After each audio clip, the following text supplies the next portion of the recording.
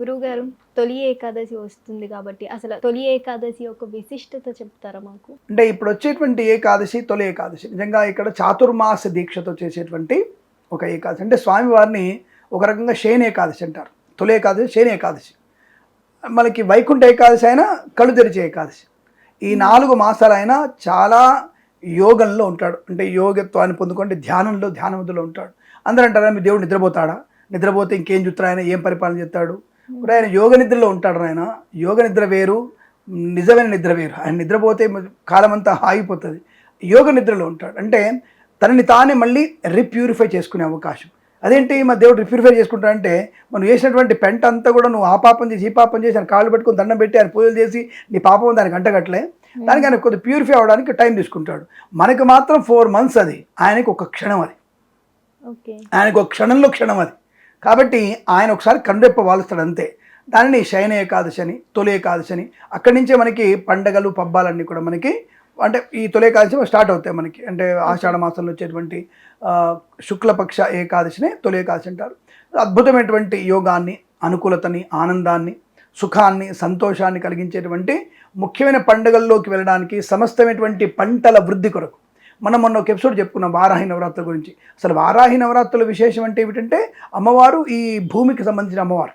వారాహి అంటే భూమికి అధిదేవత. అసలు వరాహస్వామికి వారాహి అంటే భూమికి అధిదేవత. ఈ భూమి అంతా ఎవరిదంటే వరాహస్వామిదే. ఈ భూమి మొత్తం ఎవరిదయ్యా అంటే ఈ భూమండలం మొత్తం కూడా వరాహస్వామిది. ఆయన నీళ్ళలో పడ్డప్పుడు ఆయన పైకి తీసుకొచ్చింది ఆయనే.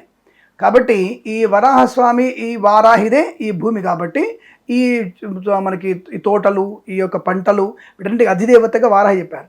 అదే సమయంలో ఇక్కడ ఈ స్వామివారు కూడా ఈ పంటల యొక్క పరిపూర్ణమైనటువంటి యోగానికి, తప్పకుండా పంటలు బాగా పండడానికి మనకి కలిసి వచ్చేటువంటి తొలి పండగ ఏకాదశి, తొలి ఏకాదశి అంటారు దీన్ని.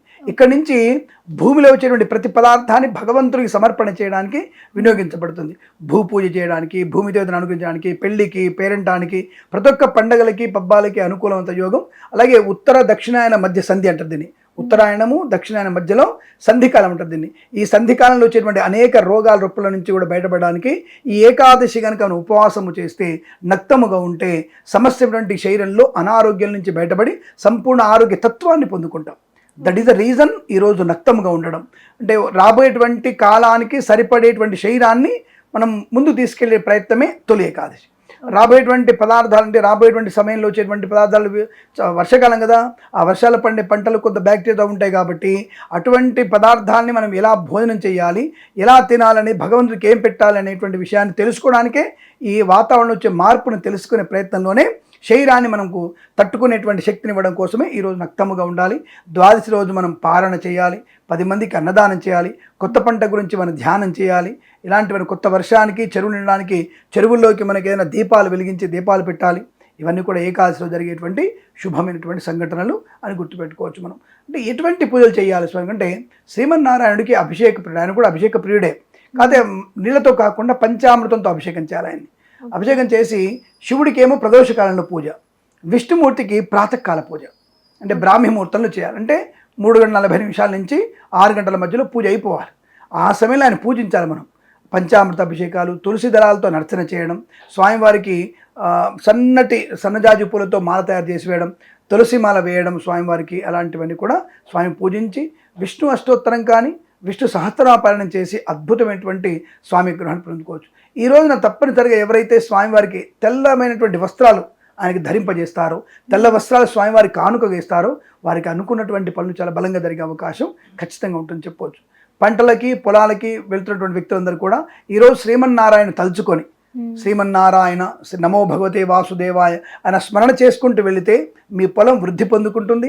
వర్షం సమర్థమైనటువంటి పద్ధతిలో పడుతుంది.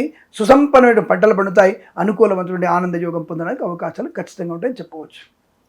సర్వే జనా సుఖినో భవంతు. అఖండ ఐశ్వర్యమస్తు. నమస్కారం. హిట్ టీవీ యాప్, ఇందులో short news, live news, entertainment shows, movies, digital magazines తో పాటు మీ జిల్లా వార్తలను కూడా ఫ్రీగా చూడొచ్చు. ఇంకెందుకు ఆలస్యం, వెంటనే హిట్ టీవీ యాప్ ని డౌన్లోడ్ చేసుకుని ఫ్రీగా ఎంటర్టైన్మెంట్ పొందండి. Hit TV app. Hit TV app. Please download hit TV app. Hit TV app ని ఫ్రీగా డౌన్లోడ్ చేసుకొని ఎంజాయ్ చేయండి. మీకు నచ్చిన ఎంటర్టైన్మెంట్ కోసం హిట్ టీవీ యాప్ ని ఫ్రీగా డౌన్లోడ్ చేసుకుని ఎంజాయ్ చేయండి. హిట్ టీవీ యాప్ ని డౌన్లోడ్ చేసుకుని ఆస్వాదించండి, ఆశీర్వదించండి. ఇంతమంది సెలబ్రిటీలు హిట్ టీవీ యాప్ ని డౌన్లోడ్ చేసుకోండి అని చెప్తున్నారంటే ఎంత మంచి యాప్ ఆలోచించండి. అమెరికా అమెరికా అమెరికా అమెరికాలో చదవాలనుకునే వాళ్ళకి విశ్వసనీయమైన పేరు మన శౌర్య కన్సల్టెన్సీ. UK లో 1 year masters, UK లో 1 year masters, 2 years work permit up to 5 years visa. Contact Saurya Consultancy. Contact 89851 89851.